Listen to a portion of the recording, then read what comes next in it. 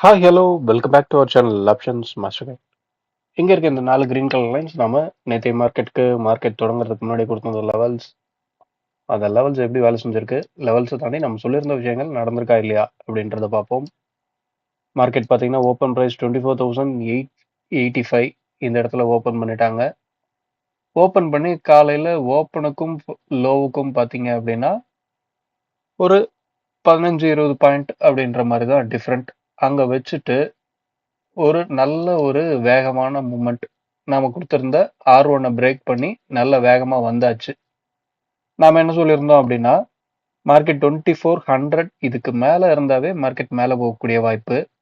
காலையிலேயே ஓப்பனிங்கே பார்த்தீங்கன்னா கிட்டத்தட்ட 2485 அதுக்கு மேல 100 ஈஸியா கிராஸ் பண்ணி நல்ல ஒரு ஹை அப்படின்றத செட் பண்ணியாச்சு. கிட்டத்தட்ட 24,250 அப்படின்னு சொல்லி. ஆனா இந்த ஏரியாவை சஸ்டெயின் பண்ண முடியல. நல்ல ஒரு சைட்வேஸ் போயிட்டு வேகமான ஒரு ஃபால். அந்த ஃபால் திரும்ப டே லோவை பிரேக் பண்ணி ப்ரீவியஸ் டே லோவையும் பிரேக் பண்ணி ஒரு விக்கு வைக்கக்கூடிய அளவுக்கு வந்துருச்சு. 24,100 இந்த ஏரியாவை கிராஸ் பண்ணவன் ஏன் அவனால தொடர்ந்து போக முடியல? நான் இதை எப்படி பார்க்குறேன் அப்படின்னா, நம்ம நேத்தே சொல்லியிருந்தோம் ஸ்பாட்டுக்கும் சிந்தட்டிக் ஃபியூச்சருக்கும் இருக்கிற டிஃப்ரெண்ட் டிஸ்கவுண்ட்ல இருக்கு. கிட்டத்தட்ட 45 பாயிண்ட் டிஸ்கவுண்ட்ல இருக்கு அப்படின்ற மாதிரி சொல்லியிருந்தோம். இன்னைக்கு இப்போ நமக்கு க்ளோசிங்ல கிட்டத்தட்ட அது ஒரு 25 பாயிண்ட் அப்படின்ற மாதிரி தான் இருக்கு. அந்த டிஸ்கவுண்ட் அப்படின்றது பிரைஸ் குறைஞ்சதே தவிர இன்னும் ஒரு பிரீமியத்துக்கு வரல. இந்த எக்ஸ்பைரி இப்போ கரண்டா நாம ட்ரேட் பண்ணிட்டு இருக்க இந்த எக்ஸ்பைரி முடியறதுக்கு இன்னும் 6 நாள் இருக்கு. 6 நாள் இருக்கும்போது இன்னும் டிஸ்கவுண்ட்ல ட்ரேட் ஆகிட்டு இருக்கு. இந்த டிஸ்கவுண்ட்லாம் பார்த்தீங்கன்னா எக்ஸ்பைரி அன்னைக்கோ இல்லை எக்ஸ்பைரி டேக்கு ஒரு நாள் முன்னாடியோ தான் இண்டெக்ஸ் ஆப்ஷன்ல பெரும்பாலும் நடக்கும். ஆனால் இப்போ ஒரு 4-5 நாளாவே டிஸ்கவுண்ட்ல ட்ரேட் ஆகிட்டு இருக்கு. அடிக்கடி டிஸ்கவுண்ட் போகுது, திரும்ப ப்ரீமியத்துக்கு வருது. இந்த மாதிரிலாம் நடக்கும்போது, இந்த மாதிரிலாம் ப்ரீமியம் இருக்கும்போது மார்க்கெட்ல ஸ்பாட்ல என்ன நடக்குது? மார்க்கெட்டை எப்பவுமே ஒரு நியூஸ் பேஸ் அப்படின்ற மாதிரி பார்க்காதீங்க. இங்க ஆப்ஷன்ஸோட ப்ரீமியம் அப்படின்றது டிகே அப்படின்ற ஒரு விஷயத்த முடிவு பண்ணி ஆகணும். எக்ஸ்பைரி டே முடியும் போது இருக்கிற ஓடிஎம் ஸ்ட்ரைக் எல்லாத்தையும் ஜீரோ பண்ணணும். அவங்கள ஜீரோ பண்ணணும் அப்படின்னா இருக்கிற டைம் வேல்யூவை மொத்தமா ஜீரோ பண்ணணும். அந்த டைம் வேல்யூ அந்த டிகே அப்படின்றது எப்படி நடக்குது அப்படின்ற அந்த ஒரு லாஜிக்கை மட்டும் புரிஞ்சுக்க ட்ரை பண்ணணும். ஆப்ஷன்ஸ் மார்க்கெட்ல இதை நீங்க புரிஞ்சுக்கிட்டீங்க அப்படின்னா எப்போ நாம என்ட்ரி எடுக்கணும், எப்போ அமைதியா இருக்கணும், இதை உங்களால தெளிவா எடுத்துக்க முடியும்.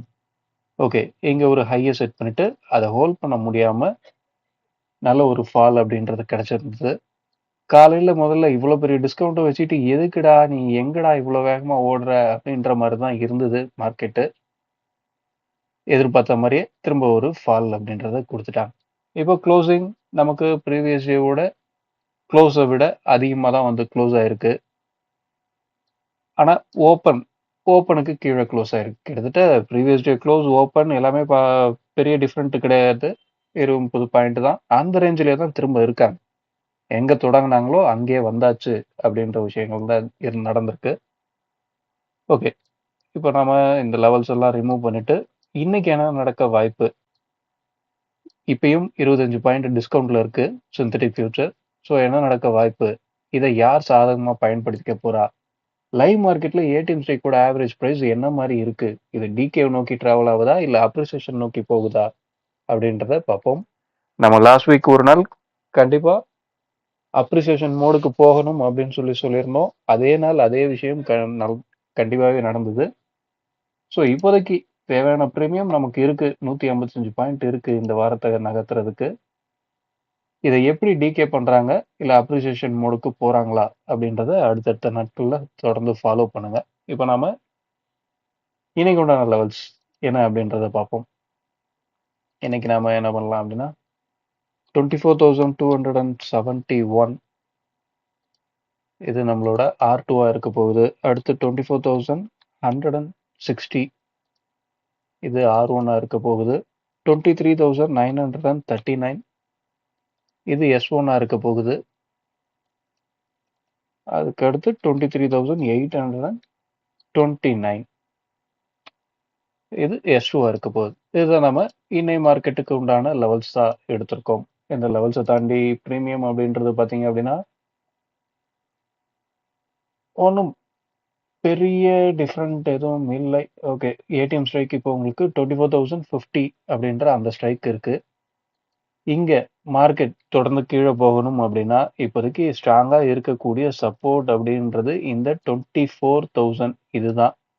இது பிரேக் பண்ணி இதுக்கு கீழ வந்து பிரீமியம் சப்போர்ட் அப்படின்றது கிடைக்கிற பட்சத்துல, நல்ல ஒரு மூவ்மெண்ட் அப்படின்றத எதிர்பார்க்கலாம். அடுத்த மூவ்மெண்ட். இந்த இடத்துல என்ன நடக்கணும்? இந்த 24,000ல கால் புட் என்ன மாரி ட்ரேட் ஆகுறாங்க?